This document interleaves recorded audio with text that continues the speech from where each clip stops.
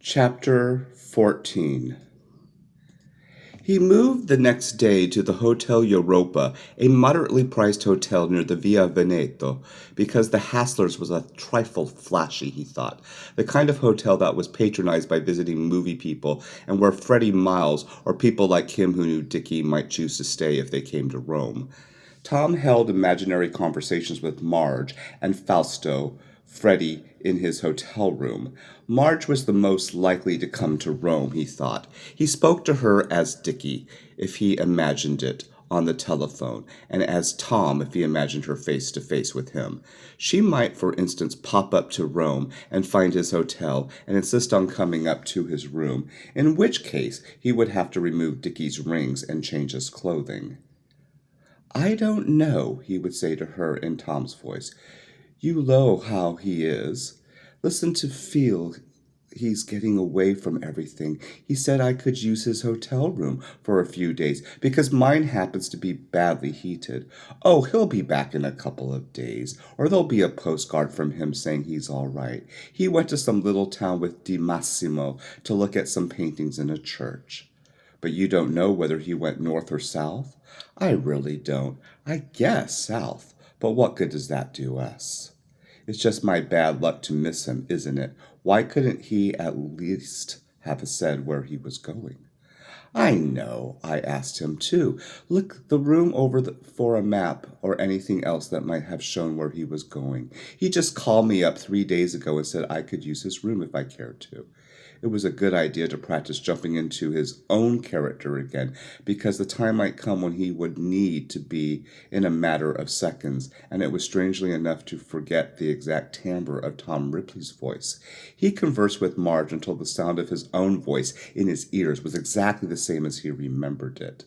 But mostly he was Dickie, discoursing in a low tone with Freddie and Marge, and by a long distance with Dickie's mother, and with Fausto, and with a stranger at a dinner party, conversing in English and Italian, with Dickie's portable radio turned on so that if a hotel employee passed by in the hall and happened to know that Signor Greenleaf was alone, he would not think him an eccentric. Sometimes if the song on the radio was one that Tom liked, he merely danced by himself, but he danced as Dickie would have with a girl. He had seen Dickie once on Giorgio's terrace, dancing with Marge, and also in the Giardino degli Orangi in Naples, in long strides yet rather stiffly, not what could be called exactly good dancing. Every moment to Tom was a pleasure alone in his room, or walking the streets of Rome, when he combined sightseeing with looking around for an apartment.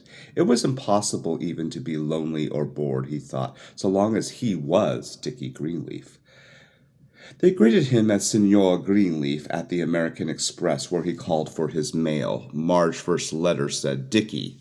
"Well, it was a bit of a surprise. I wonder what came over you so suddenly in Rome or San Remo or wherever it was." Tom was most mysterious, except to say that he would be staying with you. "I'll believe he's leaving for America when I see it. At the risk of sticking my neck out, old boy, may I say that I don't like that guy. From my point of view or anybody else's, he is using you for what you are worth. If you want to make some changes for your own good, for God's sake get him away from you. All right, he may not be queer. He's just a nothing, which is worse. He isn't normal enough to have any kind of sex life, if you know what I mean. However, I'm not interested in Tom, but in you. Yes, I can bear the few weeks without you, darling, and even Christmas, though I prefer not to think of Christmas. I prefer not to think about you, and, as you said, let the feelings come or not. But it's impossible not to think of you here, because every inch of the village is haunted with you as far as I'm concerned. And in this house, everywhere I look, there is some sign of you. The hedge we planted, the fence we started repairing and never finished, the books I borrowed from you and never returned, and your chair at the table. That's the worst. To continue with the neck sticking, I don't say that Tom is going to do anything actively bad to you, but I know that he has a subtle bad influence on you. You act vaguely ashamed of being around him when you are around him. Do you know that? Did you ever try to analyze it? it. I thought you were beginning to realize all this in the last weeks, but now you're with him again, and frankly, dear boy, I don't know what to make of it. If you really don't care when he takes off, for God's sake, send him packing. He'll never help you or anybody else to get straightened out about anything. In fact, it greatly to his interest to keep you muddled and string you along, and your father too. Thanks loads for the cologne, darling. I'll save it, or most of it, for when I see you next. I haven't got the refrigerator over to my house yet. You can have it, of course, any time you want it back. Maybe Tom told you that Skippy skipped out. Should I capture a gecko and tie a string around its neck? I have to get to work on the house wall right away before the mildew completely and collapses on me. Wish you were here, darling, of course. Lots of love and right, XX Marge. Care of American Express, Rome, 12th of December, 19. Dear Mother and Dad, I'm in Rome looking for an apartment, though I haven't found exactly what I want yet. Apartments here are either too big or too small, and if too big, you have to shut off every room but one in winter in order to heat it properly anyway. I'm trying to get a medium-sized, medium-priced place that I can heat completely without spending a fortune for it. Sorry I've been so bad about letters lately. I hope to do better with the quieter life I'm leading here. I felt I needed a change from Mongebello, as you've both been saying for a long time. So I moved back and baggage and maybe even sell the house and the boat. I met a wonderful painter called Di Massimo who is willing to give me instruction in his studio. I'm going to work like blazes for a few months and see what happens. A kind of trial period. I realize this doesn't interest you, Dad, but since you've always asked how I spend my time, this is how. I'll be leading a very quiet, studious life until next summer. Apropos of that, could you send me the latest folders from Burt Greenleaf? I like to keep up with what you're doing too, and it's been a long time since I've seen anything. Mother, I hope you haven't gone to great trouble for my Christmas. I don't really need anything I can think of. How are you feeling? Are you able to get out very much to the theater, etc.? How is Uncle Edward now? Send him my regards and keep me posted. With love, Dickie. Tom read it over, decided there were probably too many commas, and retyped it patiently and signed it. He had once seen a half-finished letter of Dickie to his parents in Dickie's typewriter, and he knew Dickie's general style. He knew that Dickie had never taken more than 10 minutes writing any letter. If this letter was different, Tom thought it could be different only in being a little more personal and enthusiastic than usual. He felt rather pleased with the letter when he read it over for the second time. Uncle Edward was a brother of Mrs. Greenleaf, who was ill in an Illinois hospital with some kind of cancer. Tom had learned from the latest letter to Dickie from his mother. A few days later, he was off to Paris by plane. He had called the Inglaterra before he left Rome. No letters or phone calls for Richard Greenleaf. He landed at Orly at 5 in the afternoon. The passport inspector stamped his passport after only a quick glance at him, though Tom had lightened his hair slightly with a peroxide wash and had forced some waves into it, aided by a hard hair oil, and for the inspector's benefit he had put on the rather tense, rather frowning expression of Dickie's passport photograph. Tom checked to the Hotel de Croix Voltaire, which had been recommended to him by some Americans with whom he had struck up the acquaintances at Rome Cafe, as being conveniently located and not too full of Americans. Then he went out for a stroll in the raw, foggy December evening. He walked with his head up and a smile on his face. It was the atmosphere of the city that he loved, the atmosphere that he had always heard of. Crooked streets, gray-fronted houses with skylights, noisy car horns, and everywhere public urinals and columns with bright-colored theater notices on them. He wanted to let the atmosphere seep in slowly, perhaps for several days before he visited the Louvre or went up to La Tour Eiffel or anything like that. He bought a Figaro, sat down at a table in the Flore, and ordered a fine Allo, because Dickie had once said that a fine Allo was his usual drink in France.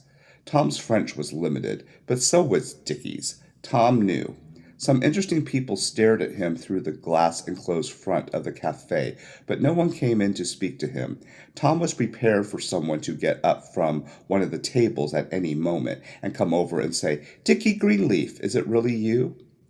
He had done so little artificially to change his appearance, but his very expression, Tom thought, was like Dickie's now. He wore a smile that was dangerously welcoming to a stranger, a smile more fit to greet an old friend or a lover. It was Dickie's best and most typical smile when he was in good humor. Tom was in good humor. It was Paris. Wonderful to sit in a famous cafe and to think of tomorrow and tomorrow and tomorrow being Dickie Greenleaf. The cufflinks, the white silk shirts, even the old cloth, the worn brown belt with the brass buckle, the old brown grain leather shoes, the kind advertised in Punch as lasting a lifetime, the old mustard-colored coat sweater with the sagging pockets, they were all his and he loved them all. And the black fountain pen with little gold initials, and the wallet, a well-worn alligator wallet from Gucci's, and there was plenty of money to go in it. By the next afternoon he had been invited to a party in the Avenue Kléber by some people, a French girl, and an American young man with whom he had started a conversation in a large cafe-restaurant on the Boulevard Saint-Germain. The party consisted of 30 or 40 people, most of them middle-aged, standing around rather frigidly in a huge, chilly, formal apartment. In Europe, Tom gathered, inadequate heating was a hallmark of chic in winter, like the iceless martini in summer. He had moved to a more expensive hotel in Rome, finally, in order to be warmer, and had found that the most expensive hotel was even colder. In a gloomy, old-fashioned way, the house was chic, Tom supported. There were a butler and a maid, a vast table of pâté en croûte, sliced turkey, and petit fours, and quantities of champagne, although the upholstery of the sofa and the long drapes at the windows were threadbare and rotted with age, and he had seen moss holes in the hall by the elevator. At least half a dozen of the guests he had been presented to were counts and countesses. An American informed Tom that the young man and the girl who had invited him were going to be married, and that her parents were not enthusiastic. There was an atmosphere of strain in the big room, and Tom made an effort to be as pleasant as possible to everyone, even the severe-looking French people, to whom he could say little more than "C'est très agréable, n'est-ce pas?" He did his very best, and won at least a smile from the French girl who had invited him. He considered himself lucky to be there. How many Americans alone in Paris could get themselves invited to a French house after only a week or so in a city? The French were especially slow to invite strangers to their homes, Tom had always heard. Not a single one of the Americans seemed to know his name. Tom felt completely comfortable, as he had never felt before at any party that he could remember. He behaved as he had always wanted to behave at a party. This was the clean slate he had thought about on the boat coming over from America. This was the real annihilation of his past and of himself. Tom Ripley, who was made up of that past, and his rebirth as a completely new person. One Frenchwoman and two of the Americans invited him to parties, but Tom declined with the same reply to all of them: "Thank you very much, but I'm leaving Paris tomorrow." It wouldn't do to become too friendly with any of these, Tom thought. One of them might know somebody who knew Dickie very well, someone who might be at the next party. At 11:15, when he said goodbye to his hostess and to her parents, they looked very sorry to see him go, but he wanted to be at Notre Dame by midnight. It was Christmas Eve. The girl's mother asked his name again. "Monsieur Greenleaf," the girl repeated to her. "Dickie Greenleaf, correct?" Correct," Tom said, smiling. Just as he reached the downstairs hall, he remembered Freddie Miles' party at Cortina, December 2nd. Nearly a month ago, he had meant to write to Freddie to say that he wasn't coming. Had Marge gone, he wondered? Freddie would think it very strange that he hadn't written to say he wasn't coming, and Tom hoped Marge had told Freddie at least. He must write Freddie at once. There was a Florence address for Freddie's in Dickie's address book. It was a slip, but nothing serious, Tom thought. He just mustn't let such a thing happen again.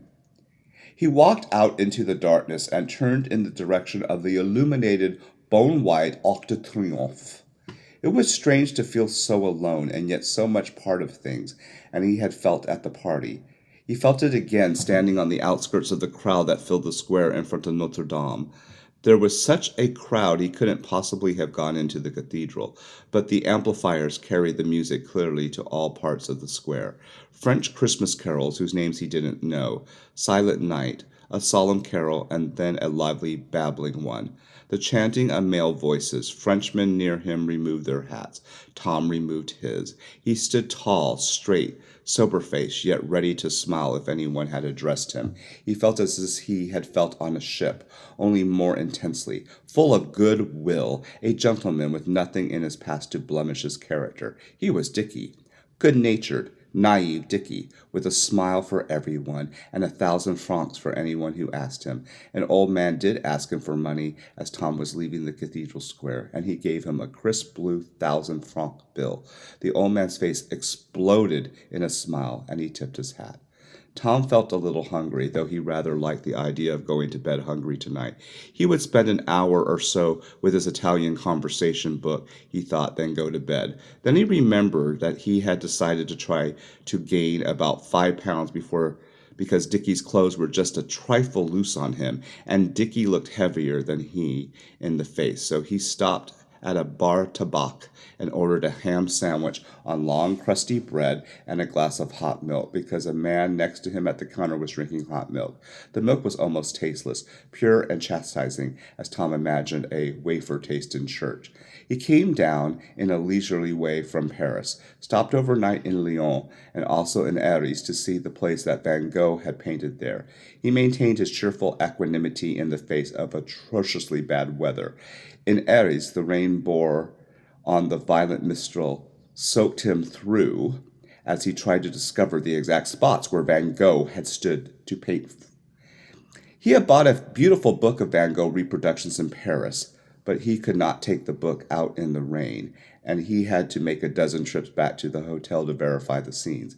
He looked over Marseille, found it drab except for the Canneberg, and moved on eastward by train, stopping for a day in Saint-Tropez, Cannes, Nice, and Monte Carlo, all the places he had heard of and felt such affinity for when he saw them, though in the month of December they were overcast by gray winter clouds, and the gay crowds were not there. Even on New Year's Eve in Menton, Tom put the people there in his imagination, men and women in evening clothes descending the broad steps at the gambling palace in Monte Carlo, people in bright bathing costumes, light and brilliant as a Dufay watercolor, walking under the palms of the Boulevard des Anglais at Nice. People, American, English, French, German, Swedish, Italian, romance, disappointment, quarrels, reconciliations, and murder. The Côte d'Azur excited him as no other place he had yet seen in the world excited him, and it was so tiny, really, this curve in the Mediterranean coastline, with the wonderful names strung like beams: Toulouse, Fréjus, Saint-Raphaël, Cannes, Nice, Menton, and then San Remo. There were 2 letters from Marge when he got back to Rome on the 4th of January. She was giving up her house on the 1st of March, she said. She had not quite finished the first drafts of her book, but she was sending 3/4 of it with all the photographs to the American publisher who had been interested in her idea when she wrote him about it last summer. She wrote, when I'm going to see you. I hate passing up a summer in Europe after I've weathered another awful winter, but I think I'll go home early in March. Yes, I'm homesick finally, really, darling. I'm homesick. It would be so wonderful if we could go home on the same boat together. Is there a possibility? I don't suppose there is. You're not going back to the U.S. even for a short visit this winter? I was thinking of sending all my stuff, 8 pieces of luggage, 2 trunks, 3 boxes of books, and miscellaneous, by slow boat from Naples, and coming up through Rome, and if you were in the mood, we could at least go to the coast again and see Forte dei Marmi and Viareggio and the other spots we like. A last look. I'm not in the mood to care about the weather, which I know will be horrid. I wouldn't ask you to accompany me to Marseille, where I catch the boat. But from Genoa, what do you think? The other letter was more reserved. Tom knew why. He had not sent her even a postcard for nearly a month. She said, "Have changed my mind about the Riviera. Maybe the damp weather has taken away my enterprise or my book has. Anyway, I'm leaving for Naples on an earlier boat, the Constitution, on the 28th of February. Imagine, back to America as soon as I step aboard. American food, American dollars for drinks, and the horse races. Darling, I'm sorry not to be seeing you, as I'm gathering from your silence you still don't want to see me, so don't give it a thought. Consider me off your hands. Of course, I do hope I see you again, in the States or anywhere else. Should you possibly be inspired to make a trip down to Monji before the 28th, you know damn well you are welcomed. As ever, Marge. P.S. I don't even know if you're still in Rome." Tom could see her tears as she wrote it. He had an impulse to write her a very considerate letter saying he had just come back from Greece and had she gotten his 2 postcards, but it was safer, Tom thought, to let her leave without being sure where he was. He wrote her nothing. The only thing that made him uneasy, and that was not very uneasy, was the possibility of Marge coming up to see him in Rome before he could get settled in an apartment. If she combed the hotels, she could find him, but she could never find him in an apartment. Well-to-do Americans didn't have to report their places of residence at the questura, though according to the stipulation of the Permessa di Soggiorno, one was supposed to register every change of address with the police. Tom had talked with an American resident of Rome who had an apartment who had said he never bothered with the questura, and it never bothered him. If Marge did come up to Rome suddenly, Tom had a lot of his own clothing hanging ready in the closet. The only thing he had changed about himself physically was his hair, but that could always be explained as being an effect of the sun. He wasn't really worried. Tom had first amused himself with an eyebrow pencil. Dickie's eyebrows were longer and turned up a little at the outer edge, and with a touch of putty at the end of his nose to make it longer and more pointed, but he abandoned these as too likely to be noticed. The main thing about impersonation, Tom thought, was to maintain the mood and temperament of the person one was impersonating, and to assume the facial expressions that went with them. The rest fell into place. On the 10th of January, Tom wrote Marge that he was back in Rome after 3 weeks in Paris alone, that Tom had left Rome a month ago, saying he was going up to Paris, and from there to America, though he hadn't run into Tom in Paris, and that he had not yet found an apartment in Rome, but he was looking and would let her know his address as soon as he had one. He thanked her extravagantly for the Christmas package. She had sent the white sweater with the red V stripes that she had been knitting and trying on Dickie for size since October, as well as an art book of Quattrocento paintings with a letter shaving kit and the initials HRG on the lid. The package had arrived only on January 6th, which was the main reason for Tom's letter. He didn't want her to think he hadn't claimed it, imagine that he had vanished into thin air, and then start a search for him. He asked if she had received a package from him. He had mailed it from Paris, and he supposed it was late. He apologized. He wrote, "I'm painting again with DeMassimo, and am reasonably pleased. I miss you too, but you can still bear with my experiment. I prefer not to see you for several more weeks, unless you do suddenly go home in February, which I still doubt, by which time you may not care to see me again. Regards to Giorgio and wife and Fausto, if he's still there, and Pietro down at the dock." It was a letter in the absent-minded and faintly lugubrious tone of all of Dickie's letters, a letter that could not be called warm or unwarm, and that said essentially nothing.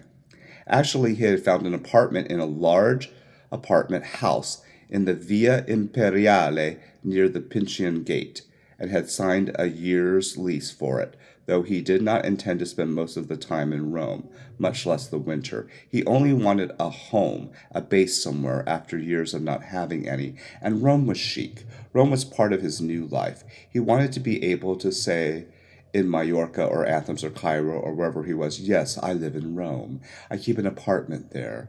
Keep was the word for apartments among the international set. You keep an apartment in Europe the way you keep a garage in America.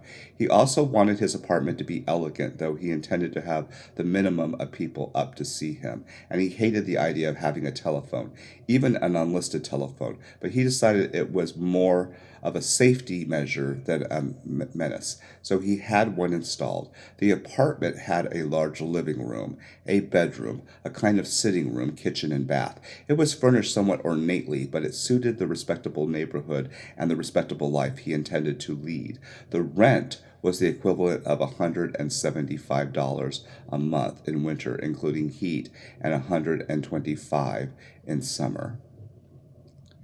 Marge replied with an ecstatic letter saying she had just received the beautiful silk blouse from Paris, which she hadn't expected at all, and it fitted to perfection. She said she had had Fausto and the Czech cheese for Christmas dinner, and her house and the turkey had been divine, with marrons and giblet gravy and plum pudding and blah blah blah, and everything but him. And who was he thinking about? And was he happier? And the Fausto would look him up his way to Milan if he sent an address in the next few days. Otherwise, leave a message for Fausto at the American Express, saying where Faustus could find him. Tom supposed her good humor was due mostly to the fact that she now thought Tom had departed for America via Paris. Along with Marge's letter came out from Signor Pucci saying that he had sold 3 pieces of his furniture for 150,000 lire in Naples, and that he had a prospective buyer for the boat, a certain Anastasio Martino of Mongebello, who had promised to pay the first down payment within a week, but that the house probably could be sold until summer, when the Americans began coming in again, less 15% for Signor Pucci's commission. The furniture sale amounted to $210, and Tom celebrated that night by going to a Roman nightclub and ordering a superb dinner, which he ate in an elegant solitude at a candlelit table for 2. He did not at all mind dining and going to the theater alone. It gave him the opportunity to concentrate on being Dickie Greenleaf. He broke his bread as Dickie did, thrust his fork into his mouth with his left hand as Dickie did, gazed off at other tables and at the dancers in such profound and benevolent trance that the waiter had to speak to him a couple of times to get his attention. Some people waved to him from a table, and Tom recognized them as the American couple he had met at the Christmas Eve party in Paris. He made a sign of greeting in return. He even remembered their name, Souders. He did not look at them again during the evening, but they left before he did and stopped by his table to say hello. "All by yourself?" the man asked. He looked a little tipsy. "Yes, I have a yearly date here with myself," Tom replied. "I celebrate a certain anniversary." The Americans nodded a little blankly, and Tom could see that he was stymied for anything intelligent to say, and uneasy as any small-town American in the presence of cosmopolitan poise and sobriety, money and good clothes, even if the clothes were on another American. "You said you were living in Rome, didn't you?" his wife asked. "I think we found your name, but remember you very well from Christmas Eve." "Greenleaf," Tom replied. "Richard Greenleaf." "Oh, yes," she said, relieved. "Do you have an apartment here?" She was already taken down his address in her memory. "I'm staying at a hotel at the moment, but I'm planning to move into an apartment any day as soon as the decorating has finished. I'm at the Eliseo. Why don't you give me a ring?" "We love to. We're on our way to Mallorca in 3 more days, but that's plenty of time." "Love to see you," Tom said. "Buona sera." Alone again, Tom returned to his private reveries. He ought to open a bank account for Tom Ripley, he thought, and from time to time put $100 or so into it. Dickie Greenleaf had 2 banks, one in Naples and one in New York, with about $5,000 in each account. He might open the Ripley's account with a couple of thousand and put it into 150,000 lire from the Mongebello furniture. After all, he had to make 2 people to take care of now.